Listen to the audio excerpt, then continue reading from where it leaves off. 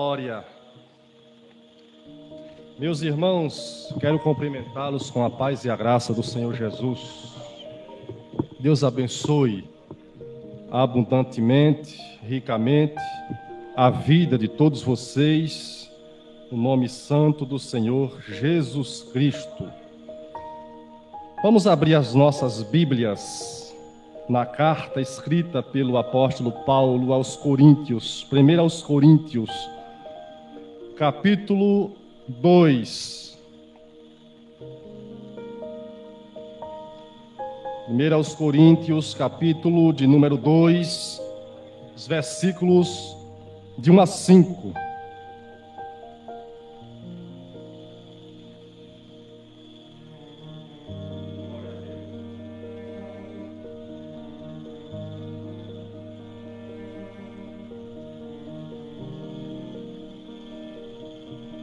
Primeiro aos Coríntios, capítulo 2, versículos de 1 a 5.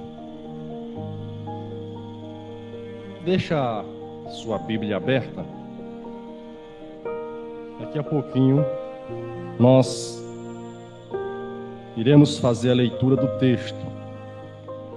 Nós estamos, meus irmãos, em uma série de mensagens sobre o tema 5 princípios para a igreja local crescer. Primeiro aos Coríntios, capítulo 2, dos versos 1 a 5. Nós estamos aí em uma série de mensagens sobre o tema 5 princípios ou 5 verdades para o crescimento da igreja local. Nós já estamos na 4ª mensagem. Hoje nós vamos falar sobre evangelismo, mas nós já falamos aqui sobre 3 princípios de suma importância para o crescimento da igreja local. Seria muito importante que todos os irmãos estivessem aqui em todas essas mensagens, mas há situações pelas quais os irmãos faltam, e é compreensível. Nós temos muitas das vezes alguns empecilhos que impedem de a gente estarmos aqui juntos, unânimes, todos os domingos. Mas os irmãos estão ouvindo a palavra, não por completo, porque tem irmãos que veio domingo, já não veio hoje, domingo passado veio, domingo atrasado veio, domingo passado não veio, e é assim. Nós já estudamos aqui sobre a unanimidade, a importância da unanimidade dentro da congregação para que haja o crescimento da congregação. E quando eu falo de unanimidade, estou falando de unidade, estou falando de comunhão, estou falando de um povo que caminham em uma mesma direção. Se nós não caminharmos em uma mesma direção, será um empecilho para o crescimento da igreja local. Isso nós podemos ter a comprovação baseado no Evangelho. A igreja primitiva, ela era uma igreja que caminhava na unanimidade, na unidade, na comunhão. Eles caminhavam em uma mesma direção. Isso está ligado a um mesmo pensamento. E quando eu falo de um mesmo pensamento, eu estou falando de pensamento teológico, pensamento bíblico. Se faz necessário a igreja local ela ser contemplada pelo conhecimento da palavra de Deus. Mas não é somente unanimidade teológica, escriturística, mas também que não haja nenhuma divergência entre os irmãos, que existem muitas divergências, que eu não vou tocar aqui, que já preguei essa mensagem, está aí no canal. Os irmãos que desejarem vê-la novamente, ouvi-la novamente, pode acessar o canal, você vai ter acesso a essa mensagem. Mas além de uma desigualdade bíblica, pode haver uma desigualdade no modo de agir da congregação. E eu falei aqui que nós temos que ter muito cuidado para que nós venhamos preservar a unidade e não causarmos de hipótese alguma situação que venha trazer dissensão, separação no meio da congregação. Também nós falamos sobre um conteúdo bíblico sólido, unanimidade, unidade, união, um só pensamento, mas também falei sobre um conteúdo bíblico sólido. Para que haja um crescimento na igreja local, se faz necessário a igreja local ela ser bem alimentada pela palavra de Deus. A palavra de Deus, ela é chamada de pão, o pão que desceu do céu. E nós não temos somente uma vida física, um corpo físico para nós alimentarmos, mas nós temos também uma vida espiritual. A sua vida física, o seu corpo físico, você alimenta com comida. Mas a sua vida espiritual, você só alimenta com a palavra de Deus. E se faz necessário a igreja local ela ser bem alimentada com a palavra de Deus. Não adianta haver um crescimento numérico, em quantidade, se não há um crescimento espiritual. Se não há um crescimento espiritual. O crescimento numérico, ele é muito importante, é muito bom. Mas se não tiver um crescimento espiritual dentro da congregação, não estar agradando a Deus. Eu falei aqui que existe alguns métodos ou vários métodos humanos para que haja um crescimento numérico dentro de uma congregação. Eu poderia usar aqui vários métodos que aprendi em outros lugares para encher esse lugar e não caber. Mas são métodos humanos. Eu não posso usar métodos humanos para encher salão, de hipótese alguma. Então tem que haver um conteúdo bíblico sólido. Na semana passada nós falamos sobre um louvor bíblico, sobre um louvor fiel. Não é somente a gente louvar a Deus ou declararmos adoradores de Deus, mas que a nossa adoração ela seja proveniente de um coração transformado. Deus está buscando verdadeiros adoradores que o adorem em espírito e coração transformado. Pessoas com um coração transformado devem adorar a Deus com louvores bíblicos, não com qualquer louvor. Não é porque é um louvor, não é porque é um cântico evangélico que, se você louvar, se você cantar aquele louvor, ele vai estar agradando a Deus. Não. Deus só aceita a nossa adoração se ela partir de um coração transformado e de louvores bíblicos, como nós acabamos de ouvir aqui. Muitos dos louvores da harpa cristã são louvores bíblicos, fundamentados nas Sagradas Escrituras. Eu gosto muito dos louvores da harpa, são louvores inspirados, louvores bem inspirados, extraído da palavra de Deus. Então não é qualquer louvor e não é qualquer adorador. a congregação, para tocar o coração de Deus, precisa ter um coração transformado e louvar louvores bíblicos.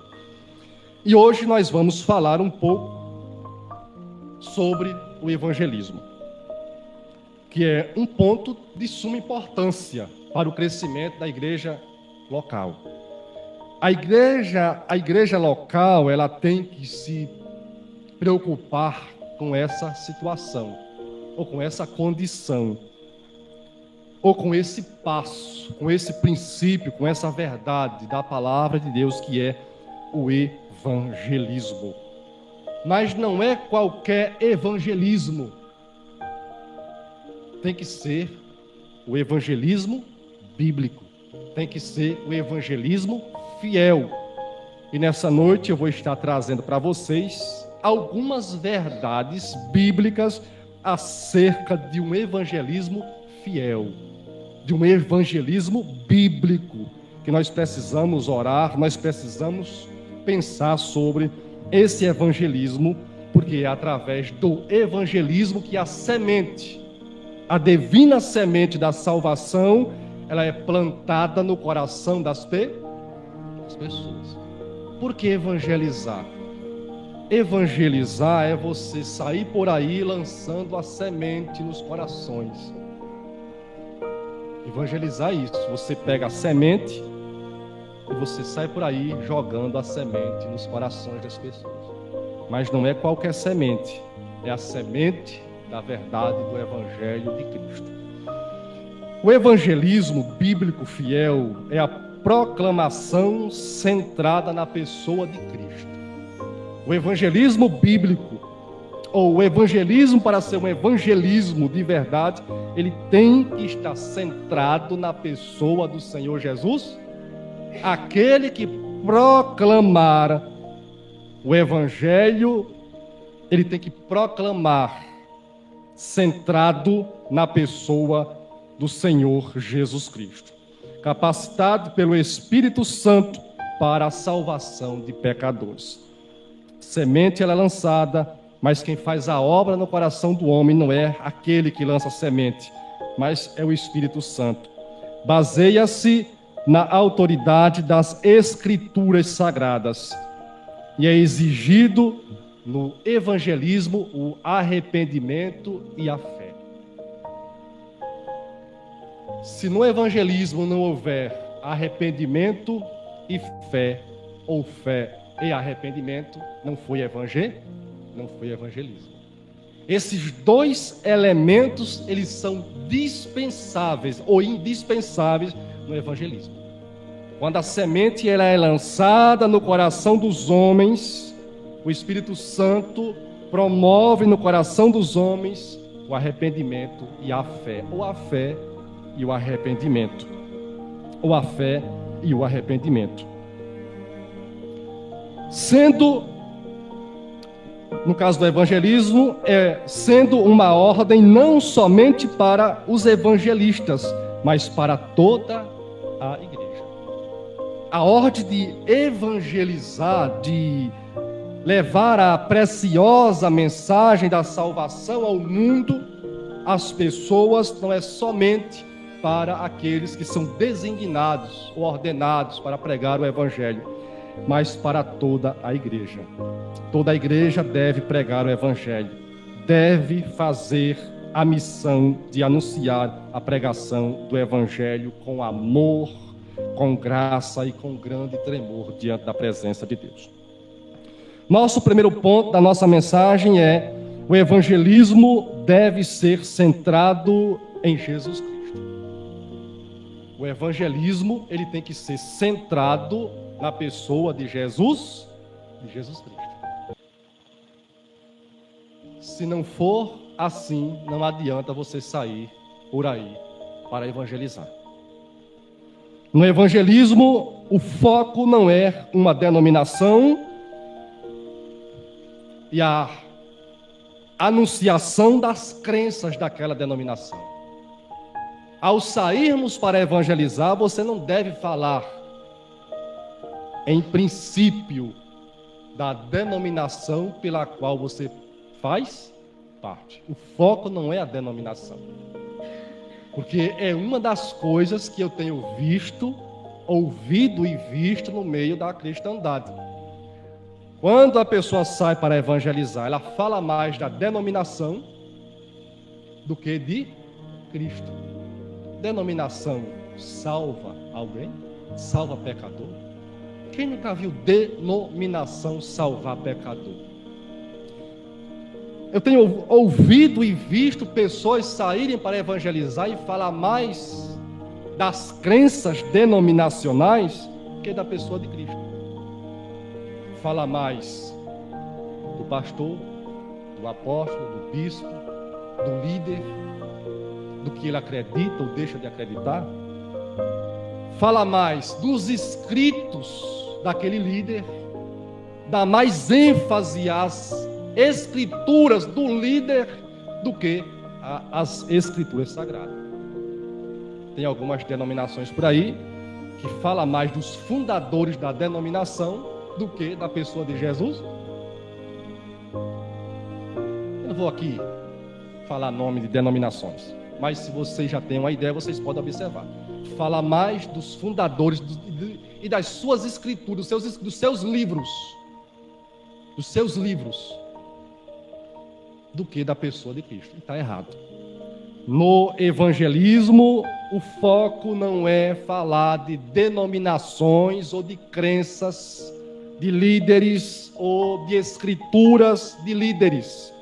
Na evangelização, o foco é a pessoa e a obra do Senhor Jesus Cristo.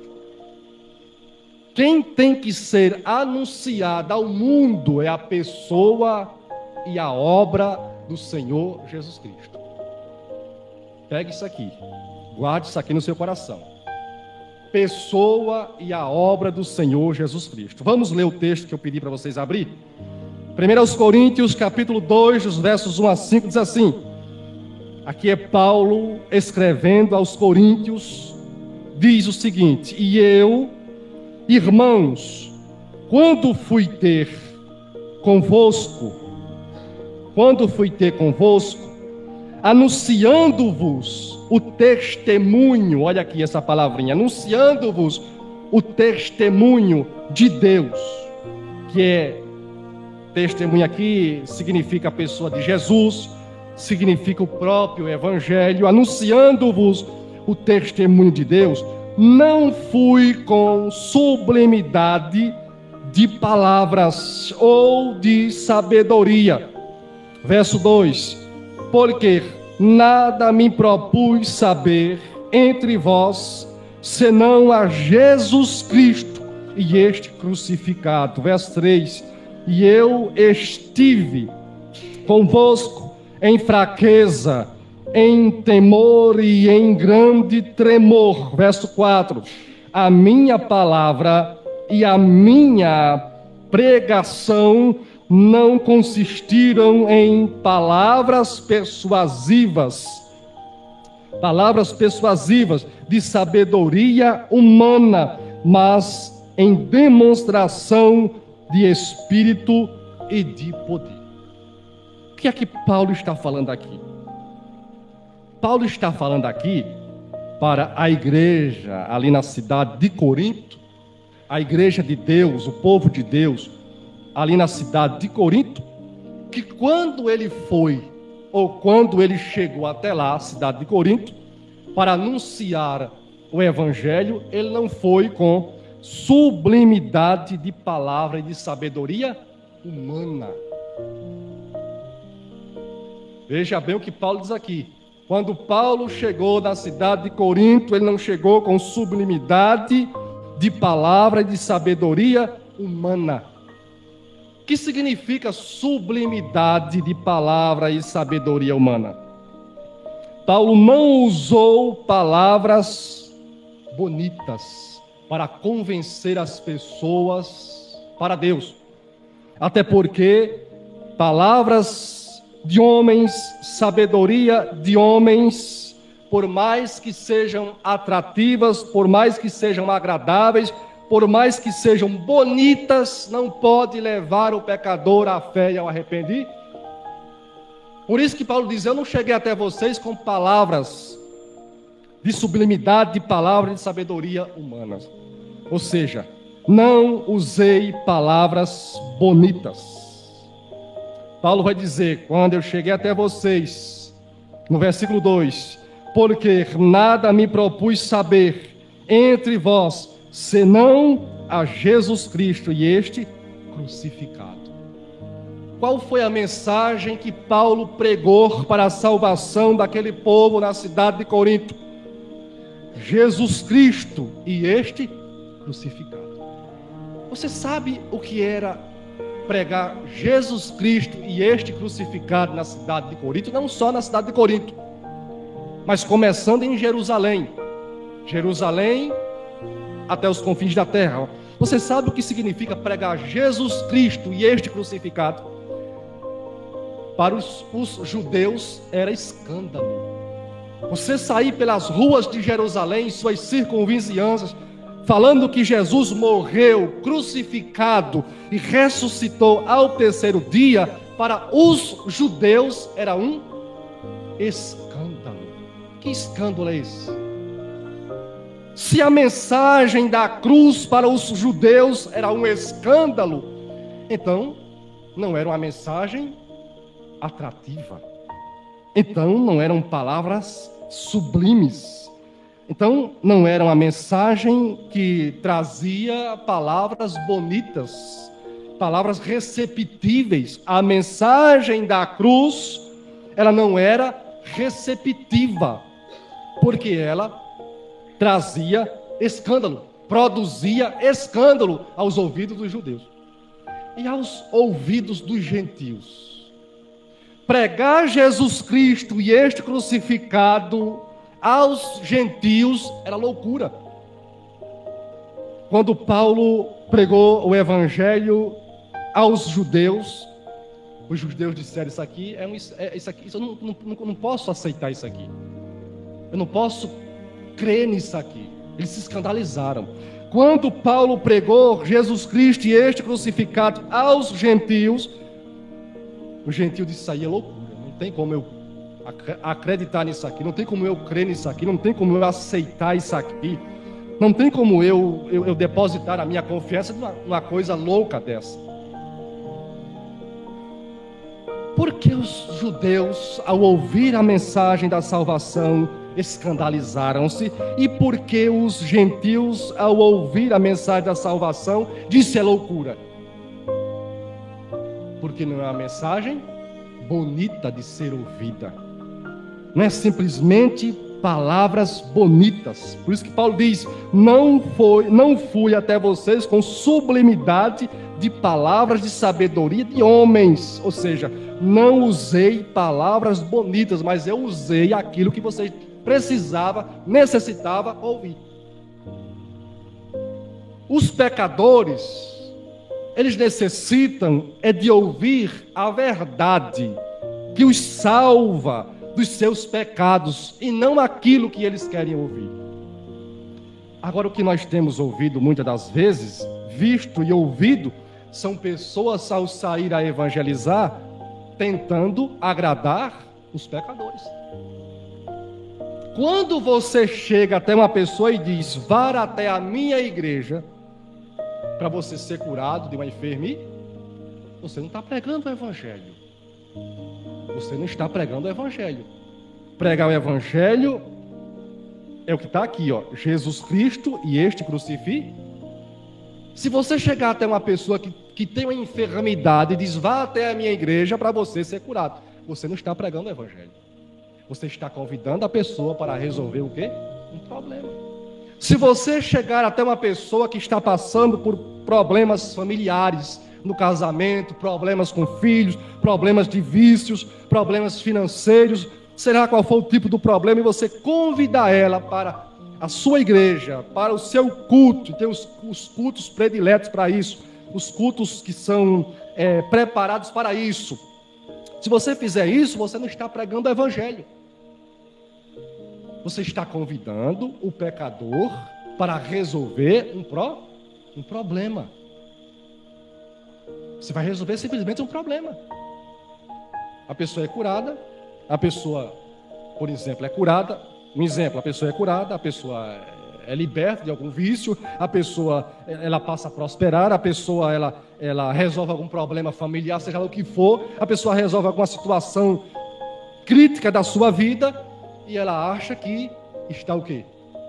Salva, por ter resolvido alguma situação na sua vida, alguma pendência que ela desejava tanto que fosse. Não está salva.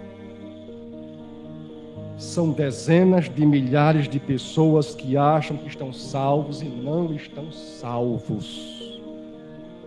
São miríades de pessoas que estão dentro das denominações, das mais diversas denominações, achando que estão salvas e não estão. Por que não estão salvas? Porque nunca ouviram o Evangelho. Porque nunca ouviram a mensagem da cruz. Só existe salvação para aqueles que crêem no Cristo crucificado. Então Paulo diz aqui: porque nada me propus saber entre vós, senão a Jesus Cristo e este crucificado. E eu estive convosco em fraqueza e em temor e em grande tremor. O verso 4: a minha palavra, quer dizer, a minha pregação, a minha palavra e a minha pregação não consistiram em palavras persuasivas de sabedoria humana, mas em demonstração de espírito e de poder. Quer dizer, o que é que Paulo quer dizer quando ele diz aqui: a minha palavra e a minha pregação não consistiram em palavras persuasivas de sabedoria humana? Quer dizer, a palavra persuasiva, o que é a persuasão? Argumentos humanos convincentes. Se você, na evangelização, usar palavras bonitas, argumentos bonitos, convincentes, você vai ver as pessoas serem atraídas para a sua congregar. Use. Vá até as pessoas e fale exatamente aquilo que elas querem ouvir. Quando você fala exatamente aquilo que elas querem ouvir, ela aperta a sua mão. Sim ou não? Fale exatamente o que elas querem ouvir, você não aperta a sua mão. Paulo não usou palavras bonitas, argumentos humanos convincentes para atrair as pessoas para a congregação, mas Paulo pregou Jesus Cristo e este o quê? Se não for para pregar Jesus Cristo e este crucificado, não saia de casa. 1 Coríntios capítulo 15, versículos 1 a 4, Paulo escreveu: também vos notifico, irmãos, o evangelho que já vos tenho anunciado, o qual também recebestes e no qual também permanecestes. Verso 2: pelo qual também sois salvos, se o retiverdes, tal como vos tenho anunciado. Se não é que crestes em vão. Paulo diz aqui aos irmãos: o evangelho que eu preguei a vocês é o evangelho da salvação. O evangelho que vocês creram e que vocês foram salvos. O verso 3 assim: porque primeiramente, vos entreguei o que também recebi, que Cristo morreu por nossos, o quê? Pecados. O que foi que Cristo veio fazer aqui na terra? Será que simplesmente ele veio aqui na terra para resolver problemas pessoais das pessoas? Não, Paulo diz que Cristo morreu pelos nossos pecados. Ele recebeu, porque primeiramente vos entreguei o que também recebi, que Cristo morreu por nossos pecados. Ele morreu a nossa morte, segundo as Escrituras, verso 4, e que foi sepultado e que ressuscitou ao terceiro dia, segundo as Escrituras. Cristo foi enviado por Deus. João 3,16, o texto que o irmão Júnior usou aqui. Cristo foi enviado pelo Pai com o propósito de morrer em nosso lugar. Jesus, ele veio como Cordeiro de Deus para morrer em nosso lugar. Quando Jesus estava pendurado naquela cruz, ele recebeu a nossa culpa, ele recebeu o nosso pecado, ele recebeu a nossa dívida diante de Deus. Ele morreu a nossa morte, ele foi sepultado, mas ao terceiro dia, ele o quê? Ressuscitou. Para que ele ressuscitou? Para que nós recebêssemos o perdão de Deus. É por isso que está escrito que todo aquele que nele crê não perece, mas tem o quê? Romanos 1,16 diz: porque não me envergonho do evangelho, porque é o poder de Deus para a salvação de todo aquele que crê, primeiramente do judeu e também do grego.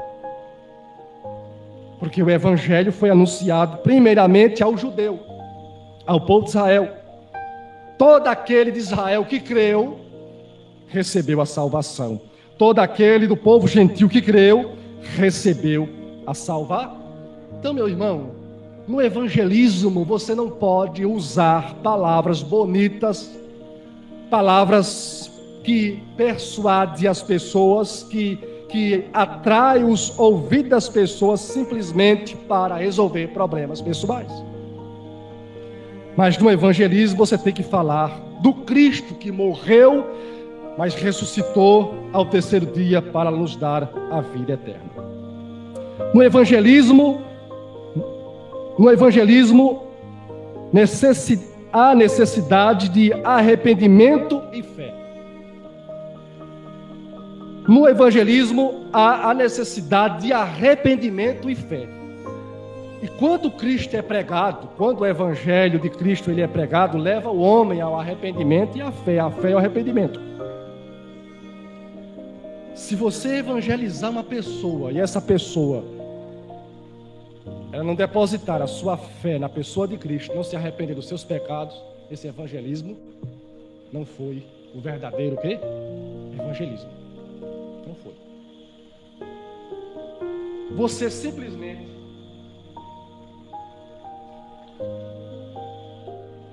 Você simplesmente está atraindo pessoas para a sua denominação. E é muito bonito você ver um salão com 50, 100, 200, 300, 500, 1000, 2000, 3000. É bonito. Muito bonito. Você vê as pessoas ali, as multidões, é muito bonito. Mas essas multidões estão vindo. Qual é a causa dessas multidões estar vindo? É Jesus Cristo e este crucificado? Ou é venha que os seus problemas serão? Ou qualquer que seja o outro argumento humano que você possa usar que atrai as pessoas. No evangelismo há necessidade de arrependimento e fé. Evangelizar envolve chamar pecadores a abandonar o pecado. No evangelismo nós temos que nos preocupar com isso. Chamar o pecador a abandonar o pecado. Marcos capítulo 1, versículo 14, Jesus escreveu: e depois que João foi entregue à prisão, aqui é João Batista, depois que João foi entregue à prisão, veio Jesus para a Galileia, pregando o evangelho do reino. Olha só, Jesus pregou o evangelho do reino de Deus. Verso 15 diz assim: e dizendo, o tempo está cumprido, e o reino de Deus está próximo. Arrependei-vos e crede no evangelho. Qual era a mensagem de Jesus?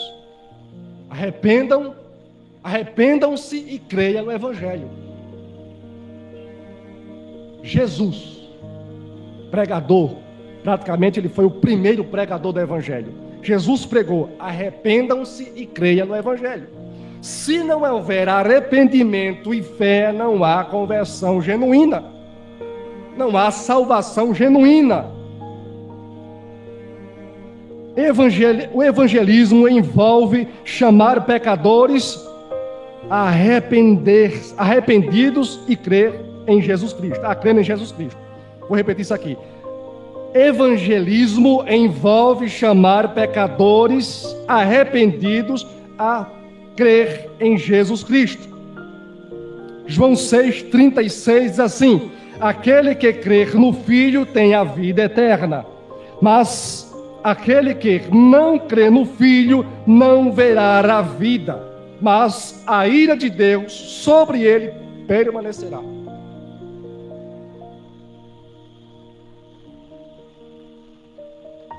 A verdadeira evangelização prega arrependimento e fé.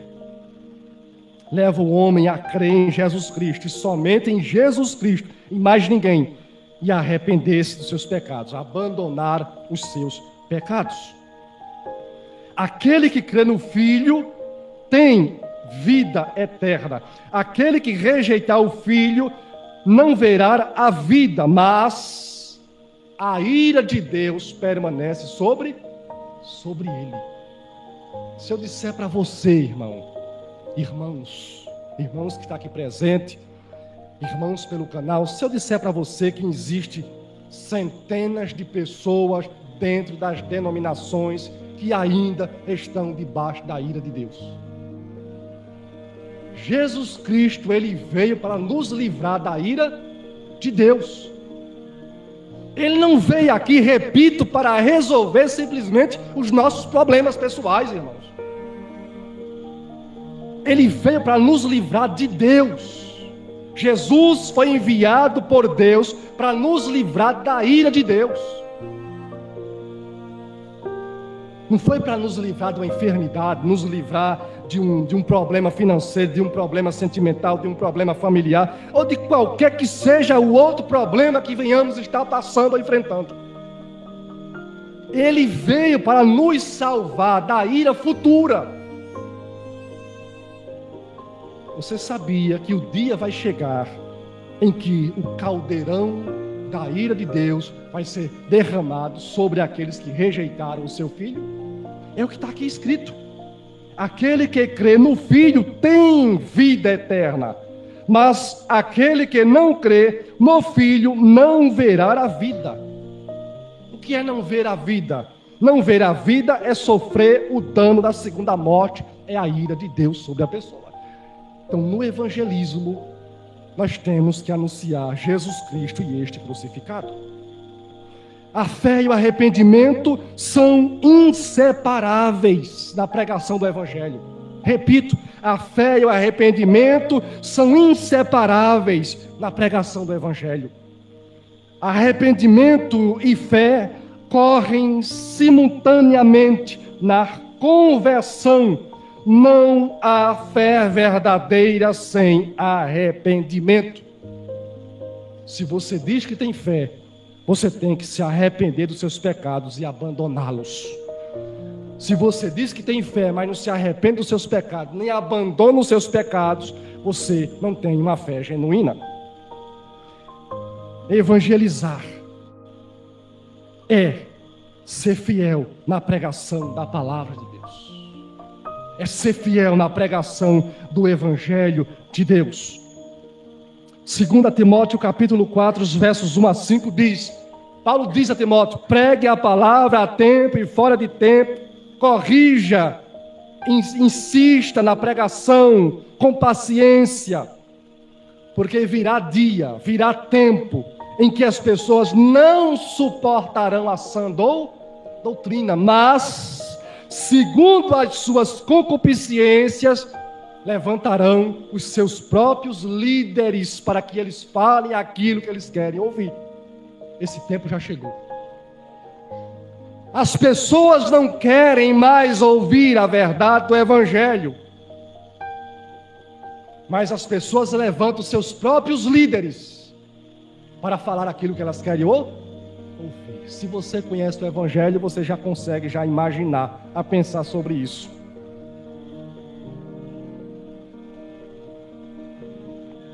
Evangelizar é uma ordem de Jesus a todos. Evangelizar é uma ordem de Jesus a todos. Evangelizar não é uma opção apenas a alguns ministros ordenados, pastores e evangelistas. Evangelizar é uma ordem de Jesus para todos. Todos aqueles que já receberam a divina semente do seu coração e já foram salvos, esses são ordenados por Jesus a levar essa mensagem a outras pessoas. E aqui eu quero fazer uma breve exposição desse ponto. Estou aqui no terceiro ponto da nossa mensagem, sobre os principais pregadores da igreja, começando com Jesus no primeiro século. A primeira pessoa a pregar o evangelho foi a pessoa do Senhor Jesus Cristo. Mateus 4:23 diz assim: e percorria Jesus toda a Galileia, ensinando nas sinagogas, pregando o evangelho do reino e curando todas as enfermidades e doenças entre o povo. Jesus, ele percorria todas as circunvizinhanças de Jerusalém, da Galileia, ensinando e pregando o evangelho do reino, o evangelho da fé e do arrependimento. Os apóstolos também pregavam o evangelho. Marcos capítulo 16, versículo 15 diz assim: Marcos capítulo 16, versos 15 e 16: e disse-lhes, vão pelo mundo todo, e preguem o evangelho a todas as pessoas. 16: quem crer e for batizado será salvo, mas quem não crer será condenado. 2 Timóteo capítulo 1, versículo 11 diz: para o qual fui designado como pregador, apóstolo e mestre entre os gentios. Jesus pregou o evangelho, os 12 apóstolos e Paulo pregaram o evangelho. A Bíblia também fala sobre pastores e evangelistas. Pastores e evangelistas pregaram o evangelho. Efésios capítulo 4, versículo 11 diz: e ele mesmo deu uns para apóstolos, outros para profetas, outros para pastores ou evangelistas e outros para pastores. Veja só, 2 Timóteo capítulo 4, versículo 5: mas você seja sóbrio ou equilibrado em todas as coisas, suportem as aflições, faça o trabalho de um evangelista, cumpra plenamente o seu ministério. Jesus pregou o evangelho. Os 12 apóstolos e Paulo pregaram o evangelho. E aqui Paulo escrevendo aos Efésios e a Timóteo, pastores e evangelistas pregaram o evangelho. Em Atos, os diáconos pregaram o evangelho. Atos capítulo 6, dos versos 8 a 15. Atos capítulo 7, dos versos 1 a 60. Nós podemos ver aqui a pregação de Estevão, lá em Jerusalém. Atos capítulo 8, versículo 5. E descendo Filipe à cidade de Samaria, pregava a Cristo. Os diáconos pregavam o evangelho da salvação, pregavam Cristo. A igreja pregava o evangelho. Atos capítulo 8, versículo 4 diz: mas os que andavam dispersos iam por toda a parte anunciando a palavra. Atos capítulo 11, versículo 19 ao versículo 21 diz: e os que foram dispersos pela perseguição que sucedeu por causa de Estevão, caminharam até a Fenícia, Chipre, Antioquia, não anunciando a ninguém a palavra, senão somente aos judeus. Versículo 20: e havia entre eles alguns homens cíprios e sirineus, os quais, entrando em Antioquia, falava aos gregos, anunciando o Senhor Jesus Cristo. Anunciando o Senhor Jesus Cristo. Versículo 21. E a mão do Senhor era com eles. Assim, grande número creu e se converteu ao Senhor. Os 12, Jesus pregou o evangelho da fé e do arrependimento. Os 12 apóstolos e Paulo pregaram o evangelho da fé e do arrependimento. Os pastores e evangelistas pregaram o evangelho do arrependimento, fé e arrependimento. Os diáconos, Estevão e Filipe, pregaram o evangelho da fé e do arrependimento. E aqui em Atos 8, verso 4, e Atos capítulo 11, versículo 19, ao versículo 21, que é a continuação, correlacionado, a igreja perseguida pregou o evangelho do arrependimento, da fé e do arrependimento. Então todos são convocados a pregar o quê? O evangelho. Todos são convocados a pregar o evangelho. Vamos para uma quarta verdade aqui sobre o evangelismo.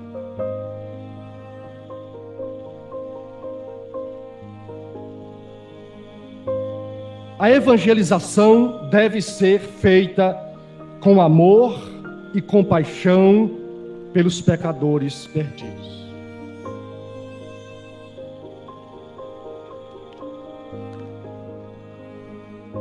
A evangelização deve ser feita com amor e compaixão pelos pecadores perdidos. Para a igreja, isso aqui no modo geral, vou aqui generalizar. Para a igreja evangelizar, ela precisa ter o coração cheio de amor e de compaixão pelas pessoas que não conhecem a Jesus crucificado. Se o seu coração não for cheio de amor e de compaixão, nem vá. Nem vá. Nem saia de casa, nem pense em alguém. Nem pense em alguém. Para evangelizar, tem que ter o coração cheio de amor e de compaixão pelas pessoas que não conhecem a Jesus Cristo crucificado. O evangelismo é motivado pelo amor, refletindo o coração de Jesus pelos perdidos. Mateus capítulo de número 9, versículo 36. Olha só o que Mateus escreveu, palavras de Jesus. Ao ver, Jesus ele viu. O que foi que Jesus viu? Ao ver as multidões, Jesus se compadeceu delas, porque estavam aflitas e exaustas, como ovelhas que não têm pastor. Quando Jesus olhou para as multidões, o que foi que Jesus teve? Compaixão. Compaixão. O coração dele se encheu de compaixão. O que significa compaixão? Compaixão com paixão, que está ligado também a misericórdia. Compaixão depende da versão da sua Bíblia. Compaixão ou misericórdia. Compaixão ou misericórdia significa você sentir a dor do outro. É uma palavra, um significado bem breve. Compaixão ou misericórdia é você sentir a dor do outro. É você que já recebeu a mensagem da salvação, conhecendo o seu estado, o estado do homem de pecador, e sabendo qual é o destino daquele homem se ele não se converter a Cristo. Você sentir compaixão dele, você sentir misericórdia dele, você sentir a dor dele, você se colocar no lugar dele. Você não está mais no lugar dele, mas é você se colocar no lugar dele. Um dia eu estive ali. Um dia eu não conhecia Jesus Cristo e este crucificado. Um dia eu não sabia o que era fé. Um dia eu não sabia o que era arrependimento. Um dia eu não sabia o que era conversão, que era ser uma pessoa convertida. Um dia eu não sabia o que era salvação, que era ser um filho de Deus. Um dia eu não sabia o que era ter certeza da salvação. Um dia eu não sabia o que era a esperança de uma herança incorruptível. Um dia eu não sabia o que era esperar o meu Salvador para viver, para morar com Ele nos céus para toda a eternidade. Um dia eu não sabia de nada disso. Um dia eu não sabia que o salário do pecado era a morte. Eu estava caminhando para a morte, mas o Senhor me salvou. Eu recebi a divina semente no meu coração. O Senhor a mim salvou. Se o Senhor me salvou, se o Senhor me alcançou, se a compaixão de Deus me alcançou, a misericórdia de Deus me alcançou, o amor de Deus me alcançou, hoje eu sou contemplado pela compaixão, pela misericórdia, pelo amor de Deus na minha vida. Então eu vou olhar para as pessoas do mesmo modo. Quando Jesus viu as multidões, Jesus teve o quê? Compaixão. As pessoas estavam aflitas e exaustas. O que é que traz aflição e exaustão às pessoas que não conhecem a Deus? É o peso do pecado, o jugo do pecado, a escravidão do pecado, a condenação do pecado. Você sabe o que é você ser inimigo de Deus? Você sabe o que é você ser escravo de Satanás? Você ser escravo do pecado? Você ser escravo do mundo? Você sabe o que é você ser dominado pelas paixões infames? E você ser liberto de tudo isso. O pecado traz aflições e exaustão aos homens. Os homens estão aflitos e exaustos no mundo. Sim ou não? Aflitos e exaustos. O pecado traz aflições e exaustão. Olha só a situação do mundo.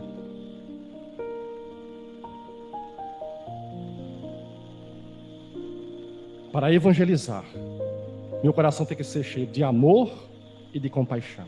Jesus tinha o seu coração cheio de amor e de compaixão. Lucas capítulo 19, versículo 10 está escrito. Lucas 19, 10. Pois o Filho do Homem veio buscar e salvar o que estava perdido. Olha só. Quantas pessoas, irmãos, estão o quê? Perdidos. Que perdido é esse aqui? Esse perdido aqui não está ligado a você estar num deserto sem direção. São pessoas ignorantes concernente a Deus, concernente a Cristo, concernente ao Evangelho, que não conhecem o Evangelho, estão cegas na sua ignorância e não sabem para onde estão indo. As pessoas que não conhecem a Cristo e o seu Evangelho estão andando neste mundo de treva sem saber para onde vai. Pergunte às pessoas aí, para onde é que você está indo? Eu não sei. Eu não sei o meu destino. Eu não sei para onde eu estou indo. Só sei que eu estou aqui. Mas não sei para onde estou indo. Estão perdidas. Somente a mensagem da cruz pode levar essas pessoas a Cristo, a salvação. Lucas capítulo 15, versículos de 1 a 7 diz assim: E chegavam-se a ele todos os publicanos e pecadores para o ouvir.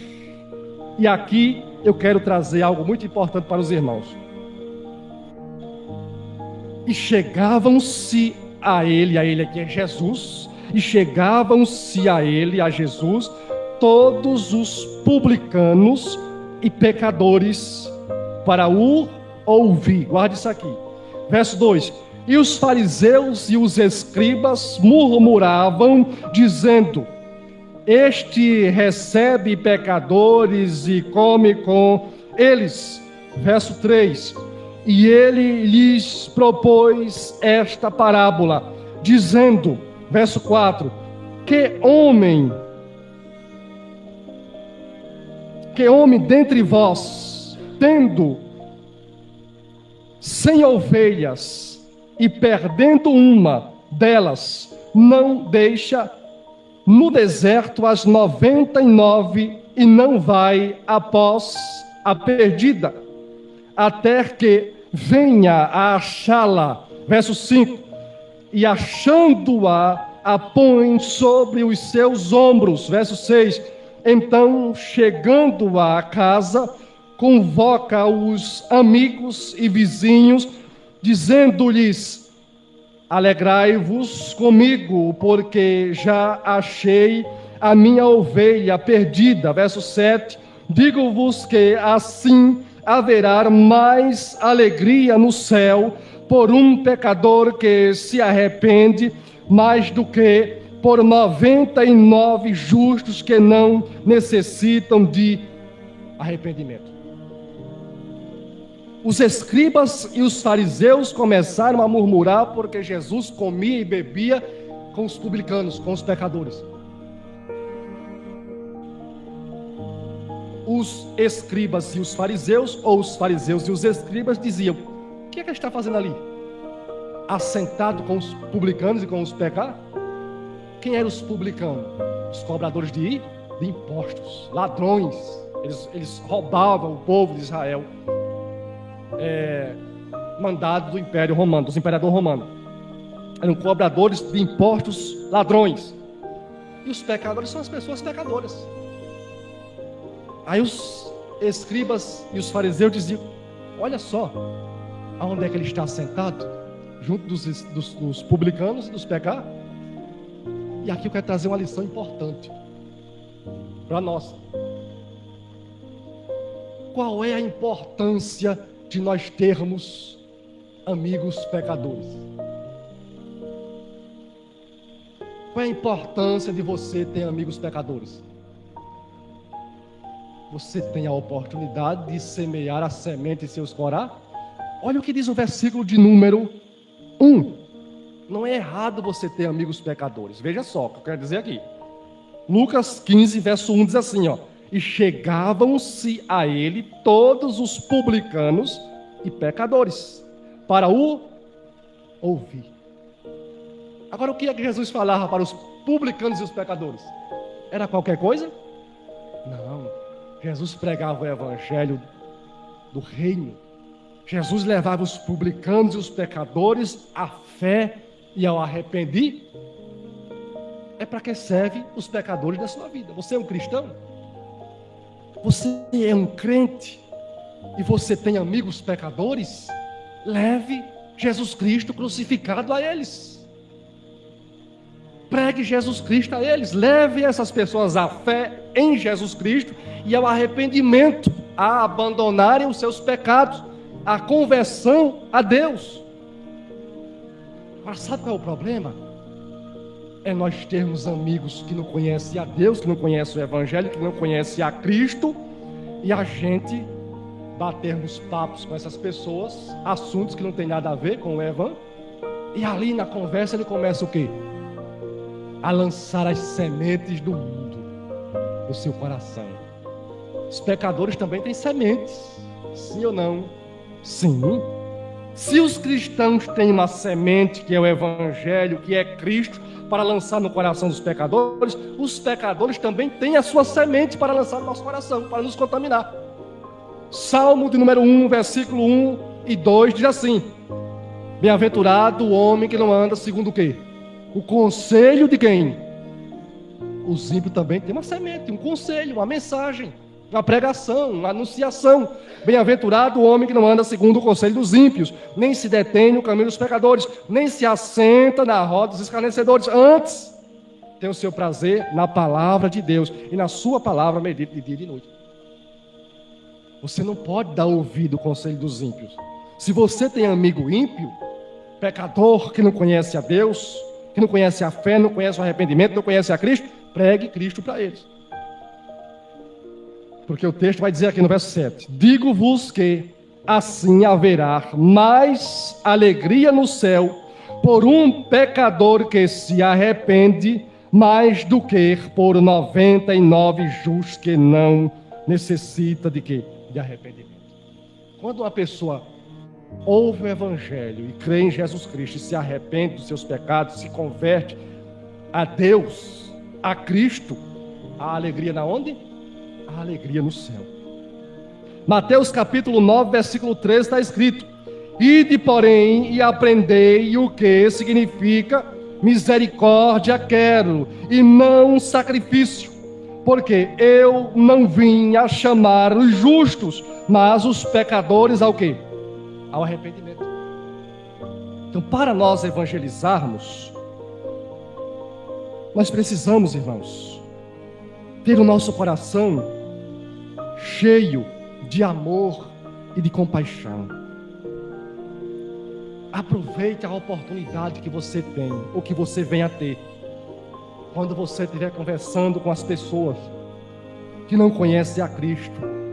Pregue o Evangelho para elas, anuncie Cristo a essas pessoas, leve essas pessoas à fé e ao arrependimento. Quinto, o cristão deve ter uma vida de testemunho diante da sociedade. Para pregar o Evangelho, se faz necessário nós darmos um bom o quê? Testemunho. Se não der um bom testemunho, meu irmão, deixa eu correr aqui. O cristão, ele deve, é um dever, é meu dever, dar um testemunho de uma vida realmente transformada no meio dessa sociedade. Nossas ações devem validar a mensagem do Evangelho pregada por nós. Se eu sair para pregar o Evangelho e eu não der um bom testemunho, não for uma pessoa que tenha um bom testemunho diante da sociedade, a mensagem que eu estou pregando será o quê? Invalidada. As pessoas vão dizer: quem é esse que está falando de salvação, está falando de conversão, está falando aqui de fé, de arrependimento, de mudança de vida transformada, se eu não estou vendo nada disso na vida dele? As pessoas estão olhando para nós. Não pense que as pessoas não estão de olho em você, que ela está de olho em você. E Deus exige, isso aqui é uma exigência para os cristãos, Deus exige dos cristãos que eles sejam de bom testemunho na sociedade.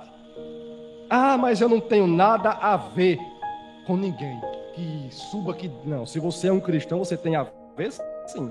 Você não pode envergonhar o Evangelho. Você não pode ser uma pessoa que envergonha a mensagem da salvação, que é um empecilho para o avanço da pregação bíblica. Mateus capítulo 5, versículo 14 ao 16, diz assim: vós sois a luz do mundo. Não se pode esconder uma cidade edificada sobre um monte. Verso 15: nem se acende a candeia e se coloca debaixo do alqueire, mas no velador, e dá luz a todos que estão na casa. 16: assim resplandeça a vossa luz diante dos homens, para que vejam as vossas boas obras e glorifiquem o quê? A vosso Pai que está nos céus. Os homens, através da minha vida, têm que glorificar a Deus e não blasfemar a Deus por minha causa. Então aqui Jesus ele usa uma metáfora, uma figura de linguagem. Vós sois a luz do mundo. Ninguém esconde uma cidade construída em cima de quê? De um monte. Você já viu uma cidade construída em cima de um monte? A cidade velha de Jerusalém, ela foi construída em cima de uma montanha. Não tem como você esconder uma cidade construída em cima de uma montanha. Todo mundo, logo de longe, não é de pertinho não. Logo de longe já começa a ver o quê? O luzeiro, as luzes. Ninguém acende uma candeia e coloca debaixo de um balaio. Alqueire aqui é um balaio, uma medida. Ninguém acende uma candeia e coloca debaixo de um balaio, de uma medida, de uma vasilha, mas no velador. No velador. Antigamente o pessoal colocava assim, colocava uma tabinha na parede e colocava ali a tocha acesa para iluminar toda a casa, todas as pessoas que estavam na casa. Assim tem que ser as nossas vidas. O verso 16: assim resplandeça a vossa luz diante de quem? Dos homens, dos pecadores. Os homens têm que olhar para mim e não ver em mim os pecados pelos quais eles praticam. Agora você já imaginou? Eu andando com a Bíblia debaixo do braço, falando de Jesus, falando de Cristo, falando de salvação, e praticando os mesmos pecados que os homens que não conhecem o quê? Que não conhecem a Deus. Olha só que coisa terrível. Então os homens, os pecadores, têm que olhar para mim e não ver em mim os mesmos pecados deles, para que vejam as vossas, não é, más obras, ou obras da carne, mas vossas boas obras, e eles vendo as nossas boas obras, glorifiquem a vosso Pai que está no céu. Até os pecadores, ao ver os cristãos praticando boas obras, eles glorificarão a quem? A Deus. Aí sim, quando nós sairmos para pregar o evangelho a eles, os pecadores, eles não vão nos acusar de nada, porque eles estão vendo as nossas boas obras. Filipenses capítulo 2, versículo 15 diz assim: façam tudo sem queixas nem discussões, para que venham a ser irrepreensíveis, ou não repreensíveis, mas irrepreensíveis e puros, filhos de Deus, inculpáveis no meio de uma geração corrompida e perversa, na qual vocês brilhem como astros no firmamento ou no céu. Nós vivemos, irmãos, no meio de uma geração corrompida e perversa. No meio dessa geração corrompida e perversa, eu não posso ser digno de ser repreendido por eles. É uma vergonha um ímpio chegar até mim e me repreender. Que coisa terrível. Um ímpio, um pecador, que não conhece a Jesus Cristo, a fé em Jesus Cristo, que não conhece o arrependimento, a conversão, a salvação, o evangelho, que não conhece a palavra de Deus, chegar até mim e me corrigir, me repreender, chamar minha atenção. Paulo diz que os cristãos têm que ser irrepreensíveis e puros, filhos de Deus, inculpáveis. São 3 palavrinhas aqui, ó: irrepreensível, que não é digno de ser repreendido; puros, que não é impuros; filhos de Deus, inculpáveis, que não são culpados, no meio de uma geração corrompida e perversa. Que boas obras eu tenho que praticar para que os homens não rejeitem a mensagem da salvação, para que os homens glorifiquem a Deus? E aqui eu vou rapidamente citar para vocês algumas verdades. Nós, como cristãos, temos que cuidar muito bem da nossa família. O cristão não pode ser negligente no cuidar da família. O esposo tem que cuidar bem da esposa, a esposa tem que cuidar bem do esposo, o pai e a mãe tem que cuidar bem dos filhos, e os filhos têm que cuidar bem dos pais. Tem que haver exemplo na nossa família. Só que, infelizmente, eu falo isso aqui com muita tristeza, infelizmente, isso não está acontecendo nas nossas famílias. Pai não está honrando o filho não está honrando o pai, filho é desobediente, e é aquela coisa desagradável. Mas o cuidado com a família é de suma importância para a pregação do Evangelho. 1 Timóteo capítulo 5, verso 18 diz assim, 1 Timóteo 5, 18: mas se alguém não tem cuidado dos seus, e principalmente dos da sua família, negou a fé e é pior que os infiéis. Nós temos que fazer tudo para cuidar da nossa família. Nós temos que fazer de tudo para levar a nossa família a quem? A Deus, ao Evangelho, a Jesus Cristo. Isso é um dever de cada um de nós. Ah, mas ele não quer, ela não quer, aí é outra situação. Às vezes as pessoas não querem o Evangelho, não é assim? Aí você vai fazer o quê? Você vai permanecer na sua posição de cristão. Mas é nosso dever levar o Evangelho à nossa família, cuidar da nossa família, prezar pela nossa família. Isso é importante da sociedade. É boas obras. Falar a verdade uns aos outros, é importante isso aqui. Colossenses capítulo 3, versículo 9 diz assim: não mintais uns aos outros, visto que vocês já se despiram do velho homem com suas práticas inúteis. Então nós temos que ser sempre pessoas que falem o quê? A verdade. A honestidade é de suma importância diante da sociedade.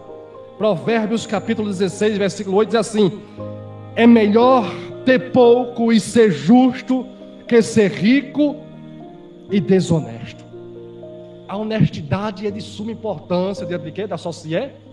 É melhor você ter pouco, mas que seja justo. Seja um pouco justo, com justiça, com verdade, do que você ter muito, do que você ser rico na desonestidade. Deixa eu caminhar aqui para a conclusão da nossa mensagem. Também é importante, além de cuidar da família, falar a verdade, ser honesto, não ser dominado por nenhum vício pecaminoso. É importante o cristão lutar contra si mesmo, contra a carne, não ser dominado por nenhum vício. Esses vícios que o mundo aí pratica deliberadamente. Romanos capítulo 6, versículo 14 e 16 diz assim: o pecado não é mais seu senhor. O pecado não é mais senhor do cristão. O pecado não é mais seu senhor. Pois vocês já não vivem sob a lei, ou debaixo da maldição da lei, mas sobre a graça de Deus. Verso 15. Pois bem, uma vez que a graça nos libertou da lei do pecado e da morte, quer dizer que podemos continuar pecando? Aí aqui vem, claro que não, porque nós já fomos libertos do poder do pecado. Verso 16: vocês não sabem que se tornam escravos daquilo a quem escolhem obedecer? Continuando, podem ser escravos do pecado que conduz à morte, ou podem escolher obedecer a Deus que conduz à vida. Ou seja, aquele que já foi liberto do pecado, que não está mais debaixo do domínio do pecado, não tem o pecado como senhor da sua vida. O pecado não é mais senhor da vida de quem? Dos cristãos. Quem é o senhor da vida dos cristãos? Jesus Cristo. Então, por isso, o cristão não pode mais viver debaixo do pecado, ou viver dominado pelo quê? Pelo pecado. Pense nisso. E por último, estou concluindo, o evangelismo deve ser com urgência e resistência, ou melhor, persistência. O evangelismo deve ser com urgência e persistência. Pregar o evangelho aos perdidos era uma ordem, não uma opção. Mateus capítulo 28, versos 19 e 20 diz: portanto, ide e fazei discípulos de todas as nações, batizando-os em nome do Pai, do Filho e do Espírito Santo. Verso 20, ensinando-os a guardar todas as coisas que eu vos tenho mandado. E eis que eu estou convosco todos os dias até a consumação dos séculos. Jesus disse para os seus discípulos: vão e pregam o Evangelho. E hoje Ele está dizendo para nós: vão e pregam o Evangelho. A salvação, ela é exclusivamente através da pessoa ou em Jesus Cristo. Por que nós temos que ir pregar o Evangelho? Porque os homens precisam ouvir acerca de Jesus Cristo e este crucificado para serem salvos. Se ninguém for pregar o Evangelho, também os homens não serão o quê? Não serão salvos. Não existe salvação sem Jesus Cristo. Atos 4:12. E não há salvação em nenhum outro, porque debaixo do céu não existe nenhum outro nome dado entre os homens pelo qual importa que sejamos o quê? Salvos. Só existe salvação na pessoa de Jesus Cristo. 1 João capítulo 5, versículo 12 diz: quem tem o Filho tem a vida, quem não tem o Filho não tem o quê? A vida. Se faz necessário pregar o Evangelho para que os homens sejam alcançados pela salvação. E por último, a brevidade do tempo e a glória de Deus. Olha o que diz Mateus 24:14.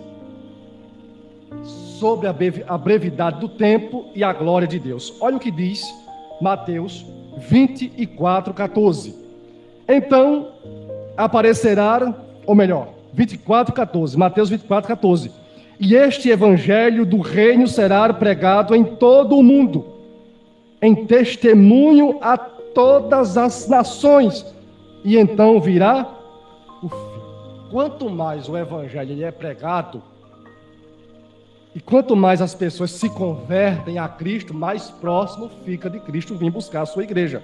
Mateus 24:30 diz: então aparecerá no céu o sinal do Filho do Homem, vindo sobre as nuvens do céu, com poder e grande glória. Por que é que nós temos que pregar o Evangelho com urgência e com persistência? Para que os dias eles sejam diminuídos e para que Cristo venha buscar a sua igreja. 1 Coríntios capítulo 15, versículo 52 diz: no momento, num abrir e fechar de olhos, ao soar da última trombeta, pois a trombeta soará, os mortos ressuscitarão incorruptíveis e nós seremos transformados. 1 Tessalonicenses capítulo 4, versos 15 a 17 diz: dizemos a vocês pela palavra do Senhor que nós, os que estivermos vivos, os que ficarmos até a vinda do Senhor, certamente não precederemos os que dormem. Verso 16: pois dada a ordem com a voz do arcanjo e o ressoar da trombeta de Deus, o próprio Senhor descerá dos céus e os mortos em Cristo ressuscitarão primeiro. Verso 17: depois nós, os que estivermos vivos, seremos arrebatados com eles nas nuvens para o encontro com o Senhor nos ares, e assim estaremos com o Senhor para sempre. Então, irmãos, concluindo a nossa mensagem, se faz necessário para que haja o crescimento da igreja local, o evangelismo. Convido os irmãos de pé. Precisamos anunciar Jesus Cristo e este crucificado. Não fale qualquer coisa, palavras persuasivas de sabedoria humana que convence os homens, palavras bonitas, humanas, mas fale de Jesus Cristo e este crucificado que leva os homens à fé e ao arrependimento e à salvação.